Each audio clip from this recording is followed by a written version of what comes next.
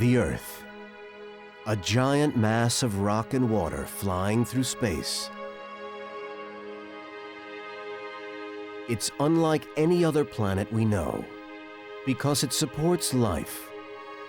It's not just our home, it's the only safe haven we have in the universe. But how did it get here? What strange forces of nature created this living, breathing planet we depend on? It's a mystery scientists are only now beginning to solve. Naked Science brings together the latest research to discover just what it took to create an Earth on which people could live.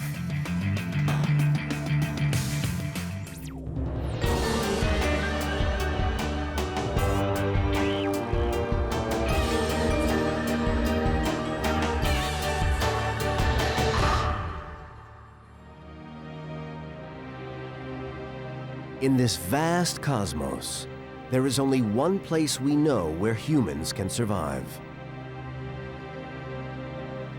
It seems as if the Earth was made for us. It supplies us with water to drink, food to eat, and air to breathe. It's the only home we have, and we rely on it entirely. But 5 billion years ago, it did not exist. Where the Earth now sits in the outer reaches of the Milky Way galaxy, there was just a large cloud of gas and dust. This is the astonishing story of what transformed that cloud of dust into the planet we know today.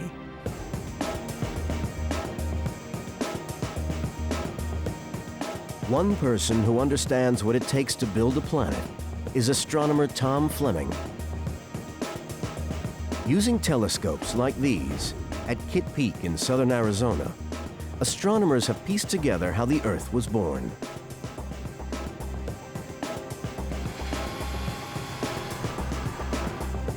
It all begins with a big cloud of gas and dust, little particles of dirty stuff, grains of sand, grains of silicon. Scientists call these regions of dust and gas molecular clouds. But they're not like any clouds we see on Earth. Molecular clouds are vast. They cover hundreds of light years in size. It was from clouds like these, photographed by the Hubble Space Telescope, that the Earth formed. The clouds are made up from the debris of hundreds of dead stars.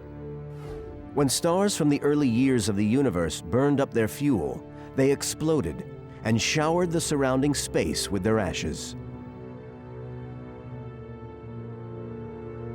When the first generation of stars died, either gently or explosively in an event we call a supernova, the heavier elements, the irons, the silicons, aluminum, nickel, that was created in the star is blown out back into the galaxy. This cocktail of elements creates a molecular cloud. From this, new stars are born, and planets. The force that drives their creation is gravity. The same force that attracts apples to Earth will attract two objects in space toward each other.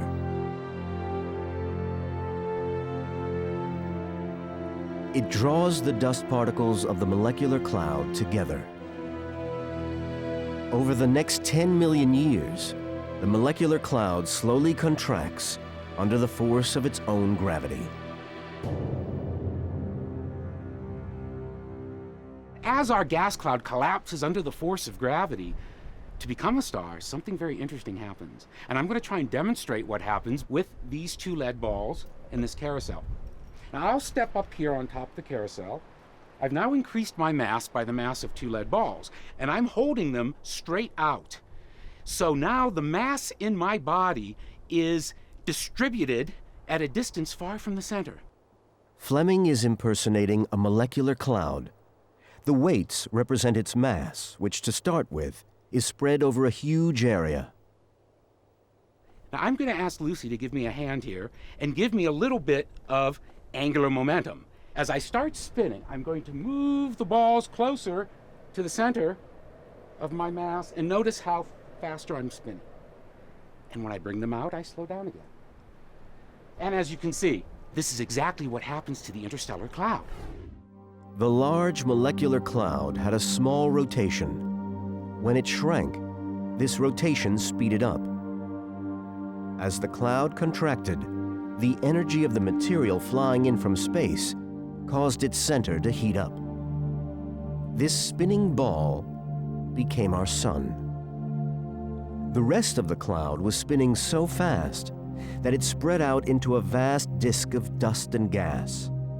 This was the cradle of life, the material that would form the Earth and all the other planets.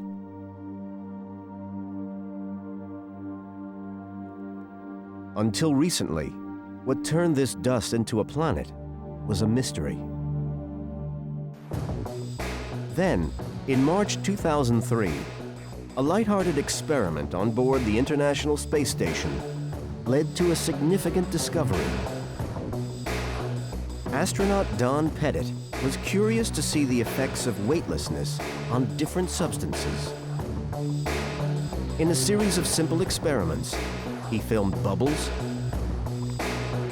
indigestion tablets, swirls of colored water, then filled the plastic bag with salt. This last experiment turned out to be a scientific revelation. But at the time, Pettit didn't realize its significance. The person who worked out what it meant was fellow astronaut Stanley Love. Don likes to mess with things, and one of the things he messed with was putting things in plastic bags, granular solids like sugar, salt, instant coffee. He put them in a bag, inflated the bag, and shook them up just to see what would happen.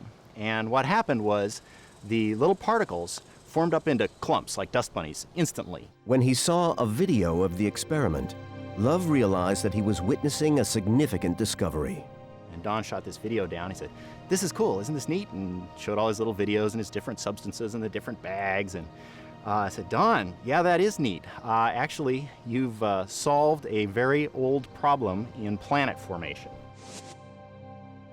In zero gravity, the crystals behaved completely differently to the way they behave on Earth. Love recognized what was making them stick together. Well, anytime two different materials rub together, you can have a few electrons get traded off from one material to another. This happens when you rub a rubber balloon on your hair and stick it to the wall. As it turns out, once you get dust or basically anything in zero gravity and shake it up, let it bump into each other, we think it gets some sort of electrostatic charge on it, which makes it clump up together just immediately. You can break up the clumps by shaking the bag up, and then they reform as soon as you stop shaking it. In the first few seconds of its life, our Earth may have looked something like this. Scientists think that this moment occurred 4.5 billion years ago. To follow the evolution of our planet, naked science is going to represent the time from then to the present as 12 hours on the face of a clock. At noon, the clock started ticking. The Earth's journey toward becoming a planet that can support life has begun. The first step didn't take long. Once clumps of these particles had grown into objects about 1/2 mile in diameter, their mass was great enough for their gravitational pull to attract material from the surrounding disk. Like giant vacuum cleaners, they circled the sun, sucking in material from the disk until there was nothing left to consume.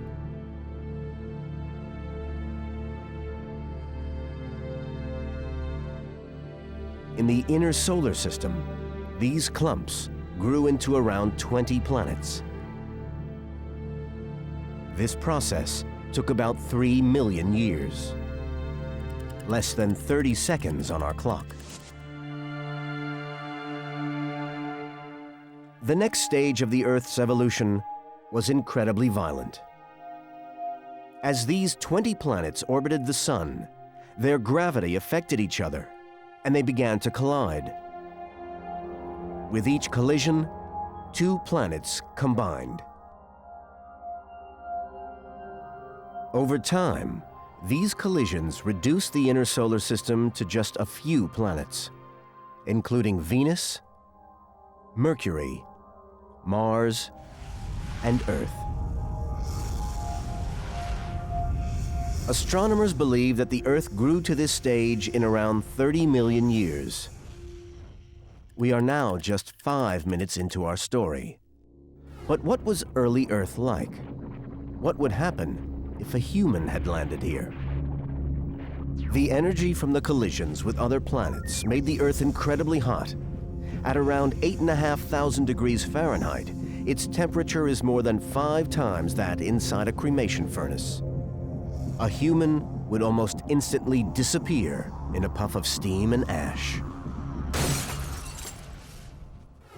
But even as our planet cools down, another danger threatens. A storm of charged particles is approaching the young Earth. It's so intense that it could end all chance of life.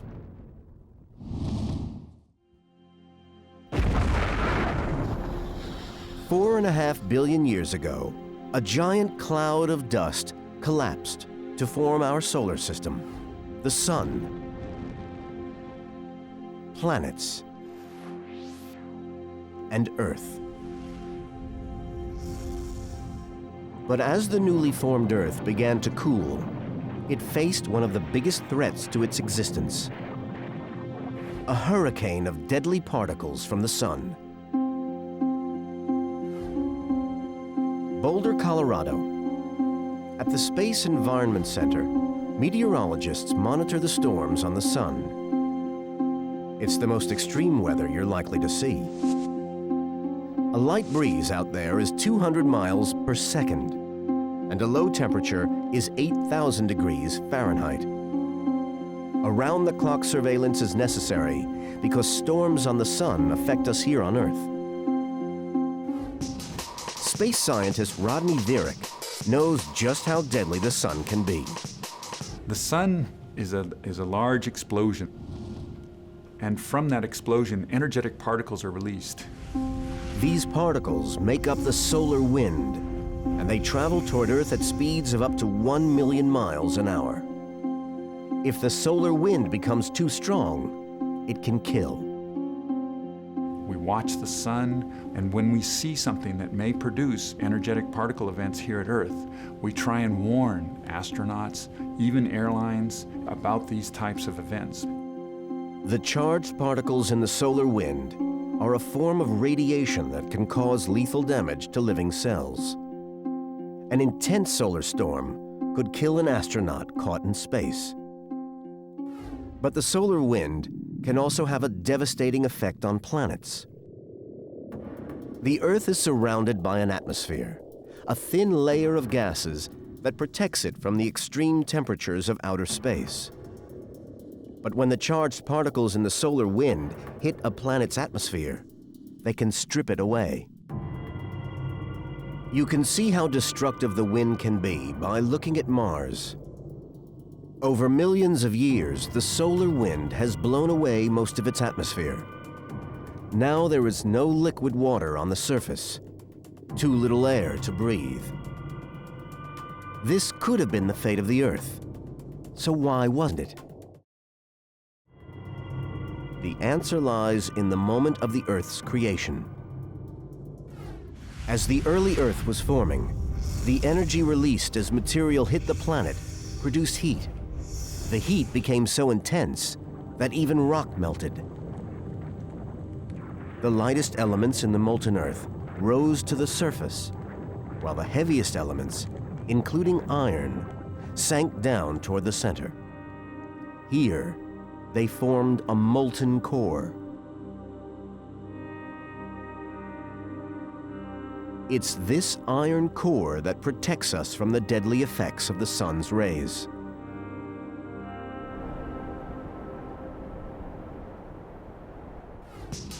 Exactly how the Earth's core protects us is a mystery that drives the research of Dan Lathrop.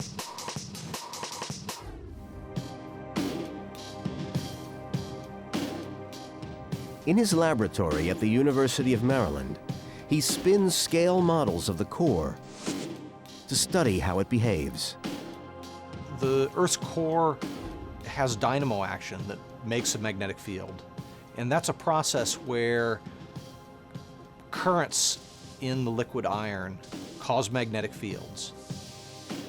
Lathrop has found that the spinning motion of the core creates a magnetic shield that surrounds the Earth. You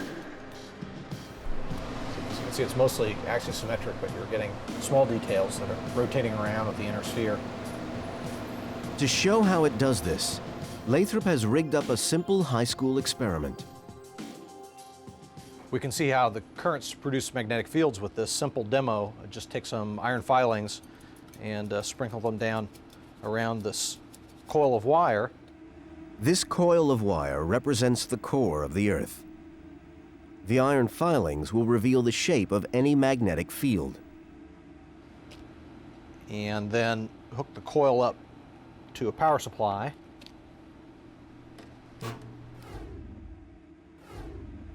You can see the iron filings line up with the magnetic field lines, and the magnetic field lines are passing through the center of the coil and looping around the ends.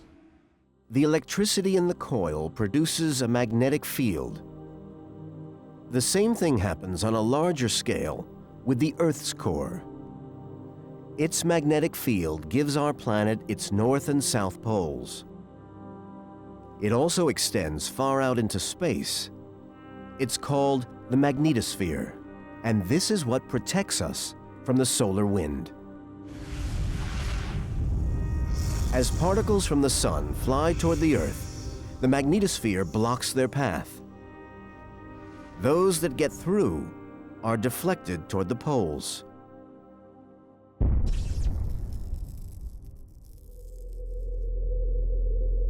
Here, as they enter the Earth's atmosphere, they react with molecules in the air to create the aurora. The northern and southern lights. Today, the solar wind still erodes our atmosphere, but thanks to the magnetosphere, the loss is not life-threatening. It's been estimated that between 5 and 10 pounds a second of our atmosphere are dragged out into the solar wind. Fortunately for us, even at that rate, the amount of time it would take to deplete our atmosphere would be many times the life of the sun.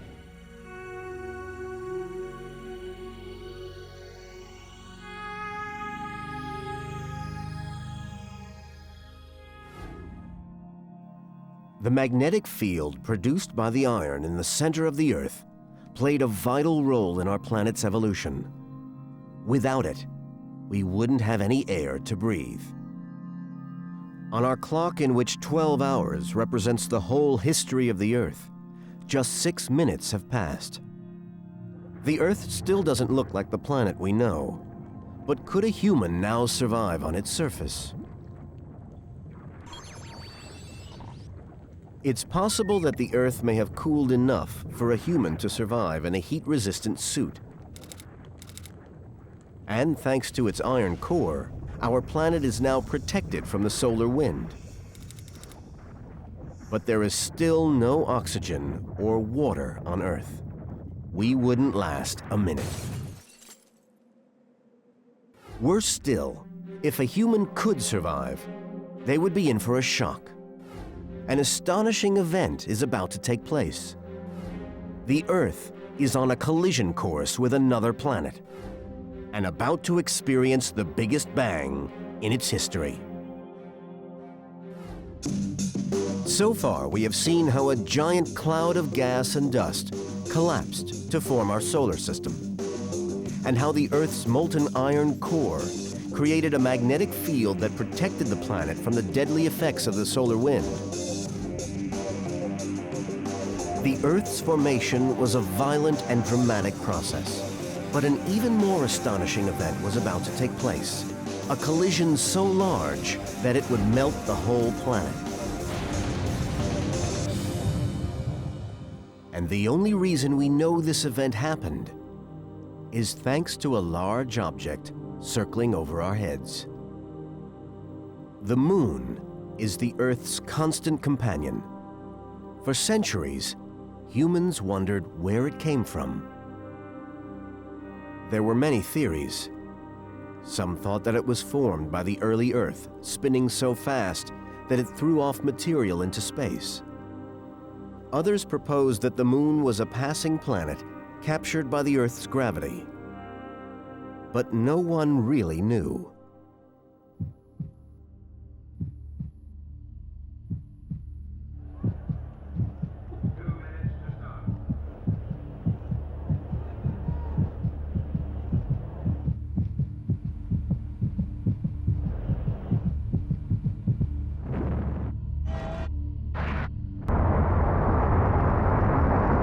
In 1963, the United States launched the Apollo program. One of the mission's aims was to discover how the moon was formed. Houston, Sweet 16 has arrived. Okay. Ryan, you go for landing. Okay, down at 3. Stand by for contact. Contact. Wow! Come on, man. Fantastic. In the late 1960s and early 70s, American astronauts made 6 visits to the moon. They played golf, tested their skills at off-road driving, and collected 840 pounds of moon rock for scientists back home to study. How about rolling that one over? No way.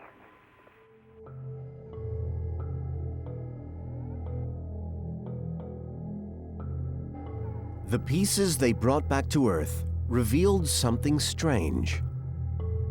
When scientists examined them, they found that they were very dry, as if they had been heated.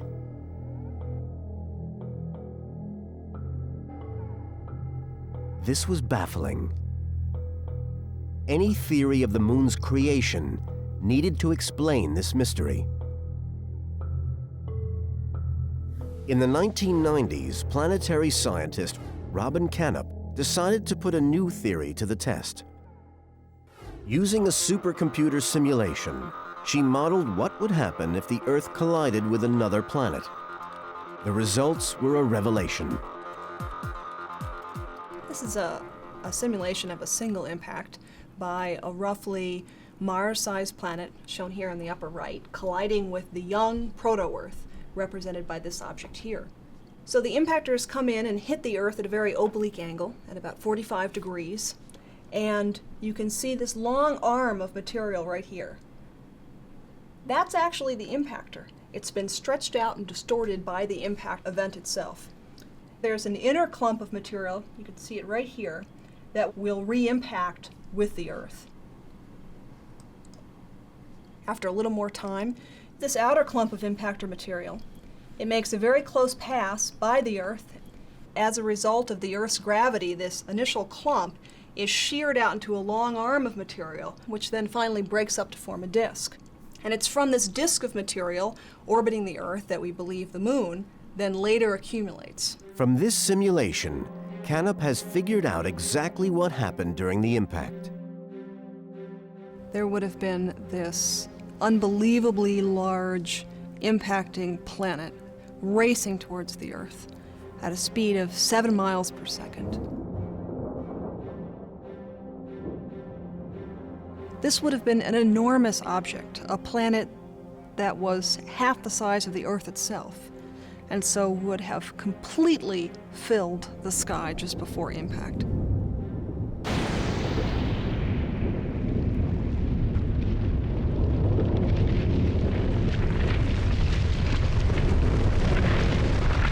The impact itself was an incredibly energetic event with enough energy to completely melt the whole of the Earth and vaporize a significant portion of the rock in the Earth. When the planet hit the Earth, the glancing blow smashed material into space. Much of this debris stayed in orbit as a vast disk of rock and dust. A clump of this circling material then became large enough for its gravity to suck in other matter from the disk. And this became our moon. It's now 50 million years since the Earth began to form.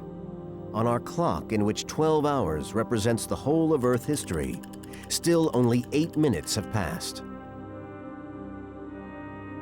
At this stage in its life, the Earth appeared very different to the planet we know. The ground remained molten from the impact for thousands of years, and the moon was 15 times closer than it is today. You can imagine what is now a stunning sight on a full moon night would have been breathtaking at that time, with the moon 15 times larger than we currently see it. The collision with the planet and the formation of the moon were key events in creating an Earth fit for life.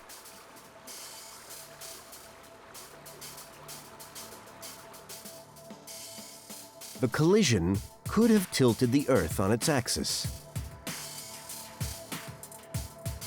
This tilt gives us the seasons.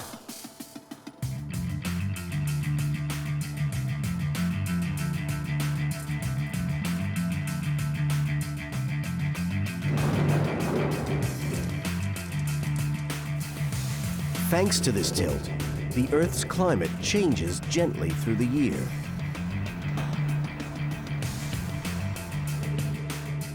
It gives us the annual cycle of life.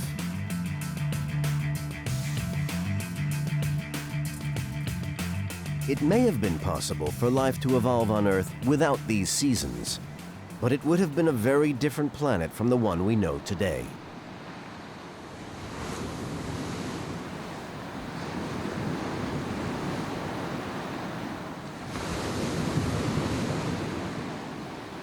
The creation of the moon also gave us the tides. When the moon was close, these were much stronger, but they have weakened as the moon has slowly drifted away. Nowadays, we take the oceans for granted, but 4.5 billion years ago, they didn't exist. And without water, there could be no life. Where all our water came from and how it got here is one of the most amazing stories in science. Naked Science is investigating the birth of the Earth. How did nature build a planet on which humans could live? So far, we've seen that the Earth formed from a giant cloud of gas and dust. Its iron core created a magnetic field that protected it from the deadly particles of the solar wind. And it survived a big hit from another planet. But for the Earth to have life, it had to have water. Where that came from is one of the great mysteries of science. There are currently around 326 million trillion gallons of water on the planet. That's 394 trillion Olympic swimming pools. But many astronomers think that if the early Earth contained water at all, it had very little.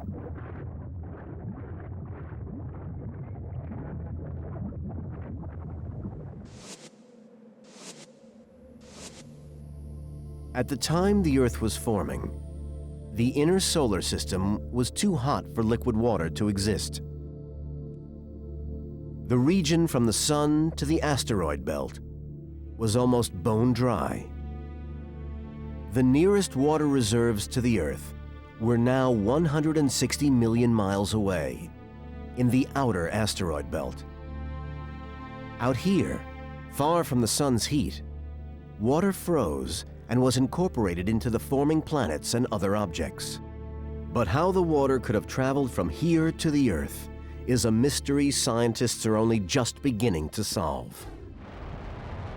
One clue came with the blastoff in January 2005 of an unusual NASA spacecraft. Named Deep Impact, its mission was to fly 270 million miles to a comet named Tempel 1 and launch an 800-pound copper impactor into its surface.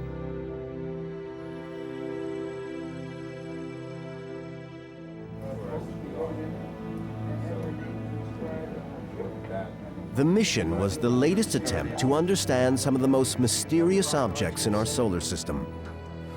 For centuries, people had argued that comets had brought water to Earth. When they looked at the moon, it was clear from the craters that its surface had been bombarded by large objects.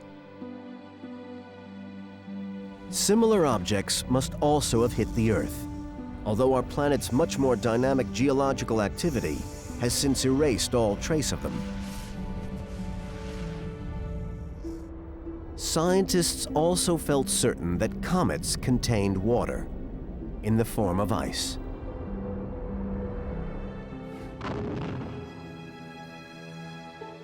But the Deep Impact mission was the first time anyone had probed inside one. On the morning of July 4th, 2005, NASA scientists waited anxiously as the impactor approached the comet at a speed of 23,000 miles per hour.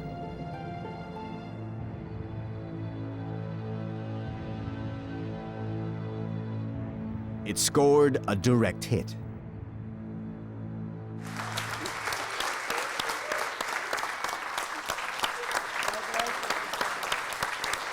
The explosion was captured by telescopes around the world. Analysis of the debris confirmed that comets contain significant amounts of water. But could they have brought that water to Earth?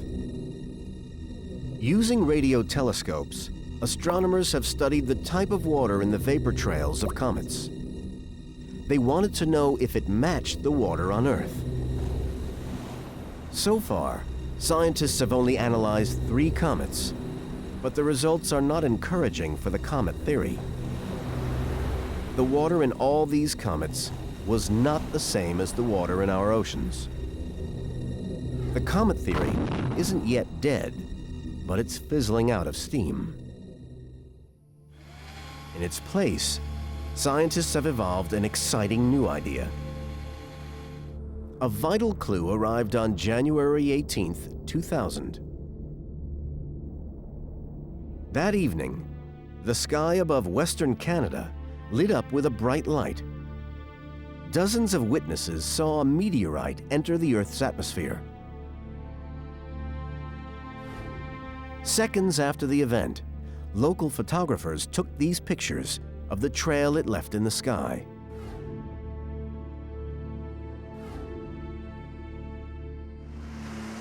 As it fell to Earth, the meteor broke up into dozens of pieces and landed on Tagish Lake in British Columbia. Within days, scientists were on the scene extracting the frozen remains. The pieces they pulled from the ice were the best preserved meteorites ever recovered. Still intact, a piece was shipped to NASA's laboratories at the Johnson Space Center in Houston. Here, space scientist Michael Zelensky examined it. The meteorite was remarkably undamaged, despite heating up through friction as it entered the Earth's atmosphere. The meteorites, they're cold soaked in space for millions of years. So they're very, very cold. And they enter the atmosphere at high velocity, and they do in fact get very hot on the outside, but they're only heated for a few seconds.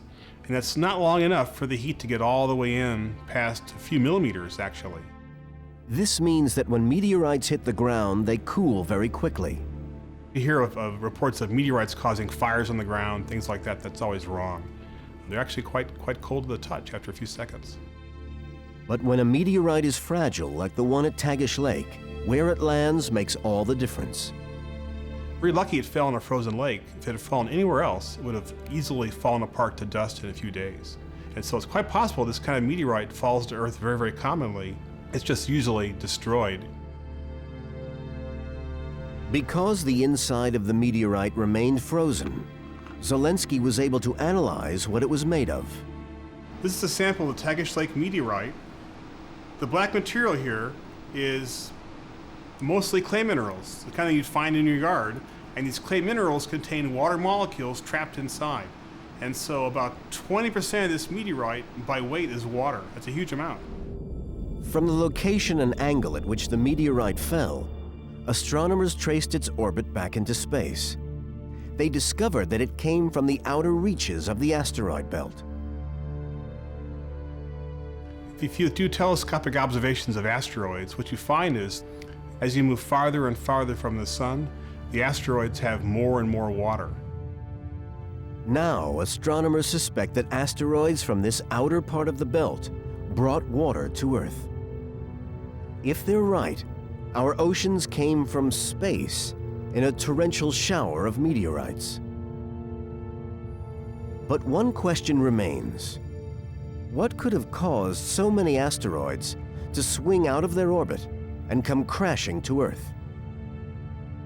The culprit appears to be the biggest planet in the solar system. Jupiter lies just beyond the asteroid belt, and its mass is so great that its gravity disrupts the path of any object it comes near. In the distant past, it pulled thousands of asteroids out of their normal circular orbits into elliptical orbits that crossed the path of the Earth. When that happened, collisions were inevitable. The Earth was bombarded.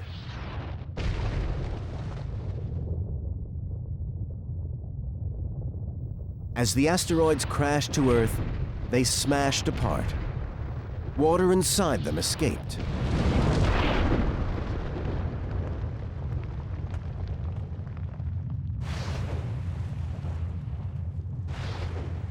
Explosion by explosion, they created the oceans we see today.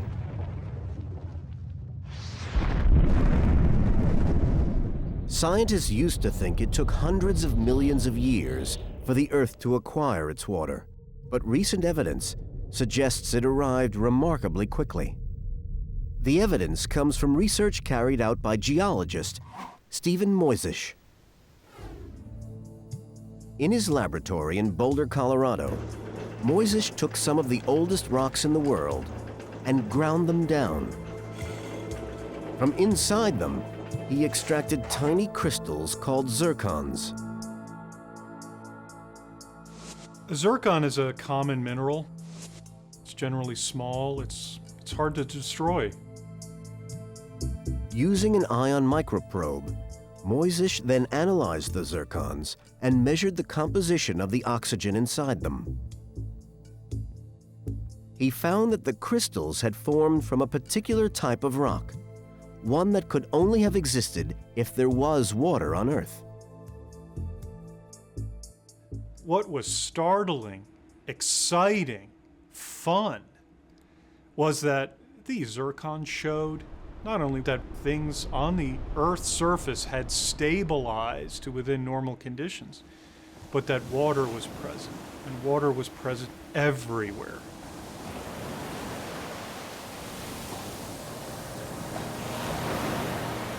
Moisish estimated the time the Earth acquired its water from the age of the zircons. The zircons in some of the rocks there are very close to 4.4 billion years old. This evidence suggests that the Earth's water arrived in less than 150 million years. On our clock, on which 12 hours represents the whole history of the Earth, that's just 25 minutes after the planet began to form. At this time, our Earth would certainly have looked very different. The sea was full of iron, much of it brought up from below by hydrothermal vents, and the atmosphere was a lot thicker than it is today. An ocean rich in iron would have appeared green. a denser atmosphere would have given a reddish tinge to the sky. Conditions for human existence are looking better. The land has now cooled to a tolerable temperature. And there is water to sustain life.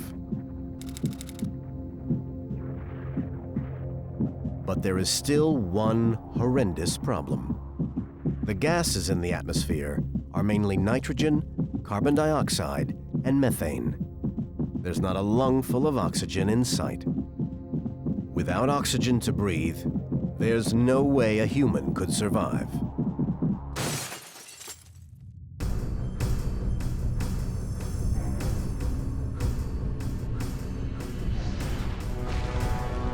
In the early years of its life, the Earth experienced a violent and tempestuous onslaught.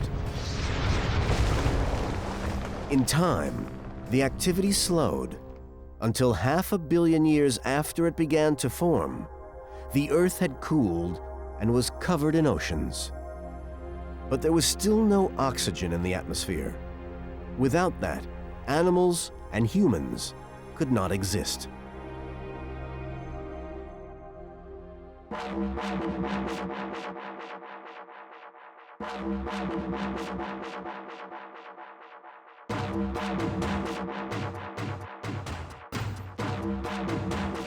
One scientist who has investigated how the Earth acquired its oxygen is geologist Martin van Kranendonk.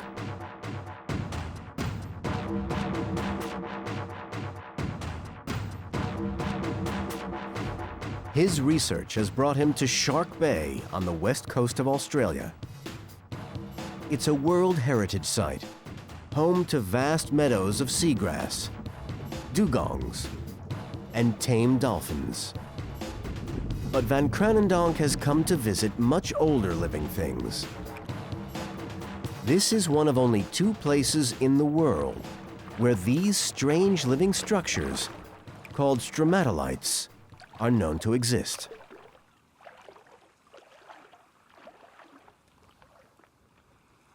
These stromatolites have been growing here since the end of the last ice age, about 10,000 years ago.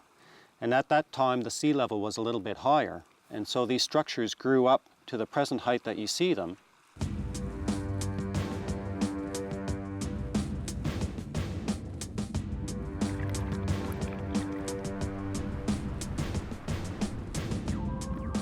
Stromatolites are primitive structures. Here they come in 2 forms: short pillars of living bacteria and silt, and flat bacterial mats. The living part of the stromatolite is made up of blue-green bacteria that grow using photosynthesis. They take energy from the sun and convert carbon dioxide into oxygen. It's really the result of this process of giving off oxygen that we have planet Earth as we know it today, and habitats that people like us, humans, and all the other animals and plants are able to live on planet Earth.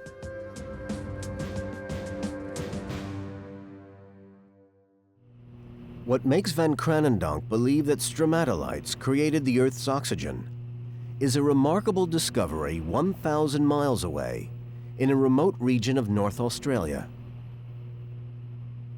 This is the Pilbara, one of the oldest landscapes in the world. If you want to find out what happened early in the Earth's history, this is the place to come. It's really like you're transported back into a time machine of early Earth. It just sort of gave me goosebumps and shivers to walk over this ancient environment where you could still see the processes that happened 3.5 billion years ago. Here, at a location kept secret to preserve them, lie the oldest fossils ever discovered. The ancestors of the stromatolites in Shark Bay. What's remarkable about this outcrop in the Pilbara is that it contains the oldest evidence for life on Earth. We're looking at here in front of me our great-great-great-great-great-great-great-grandfathers and grandmothers. No one knows how life on Earth began, but these amazing fossils suggest that it emerged very soon after the planet formed. These fossil stromatolites are 15 times older than the dinosaurs. The bacteria that made them were living here just 1 billion years after the birth of the Earth. On our 12-hour clock, the time is now 20 minutes to 3. These would have been the first organisms that would have started the process of change of Earth's atmosphere to an oxygen-rich atmosphere, which has allowed us, mankind, and all the rest of life that we know today to evolve on planet Earth. If stromatolites existed on the Earth 3.5 billion years ago, they should have started to increase the amount of oxygen in the air. But it appears that they didn't.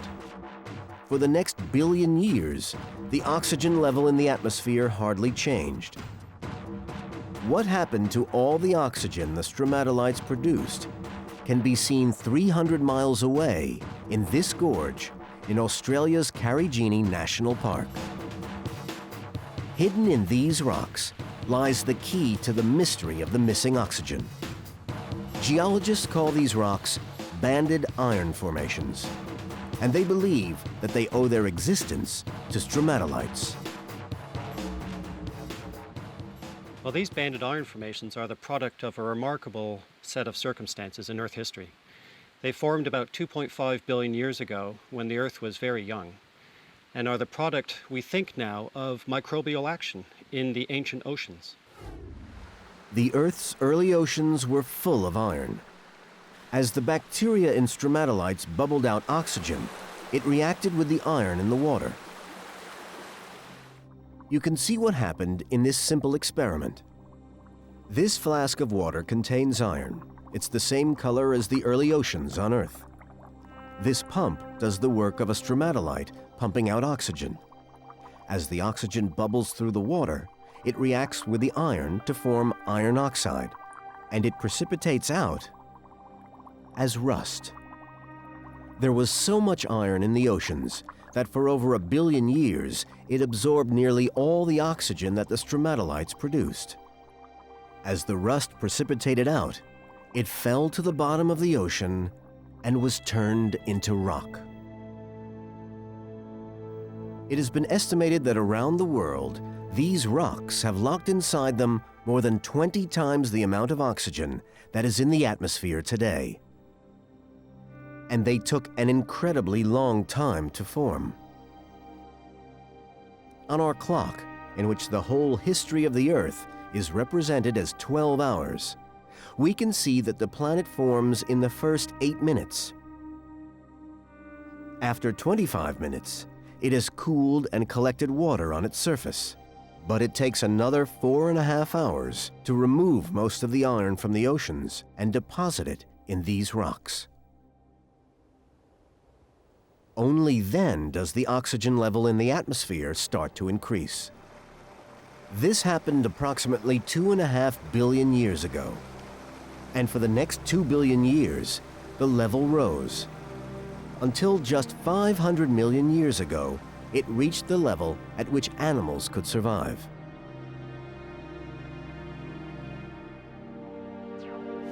So is our planet finally fit for human life? By this time, it has certainly cooled. There is water to drink and air to breathe. If we could travel back to this time, we could certainly survive. In our story, 11 hours have now passed. But the Earth still has a long way to go before the first humans will walk on its surface. At 37 minutes to midnight, dinosaurs will emerge. At 10 minutes to midnight, they will be wiped out by a catastrophe. Finally, at 19 seconds to midnight, the first humans will appear. It has taken over 4 billion years. But out of a vast region of freezing dust and gas, the forces of nature have created the only safe haven we have in the universe. Our home, the Earth.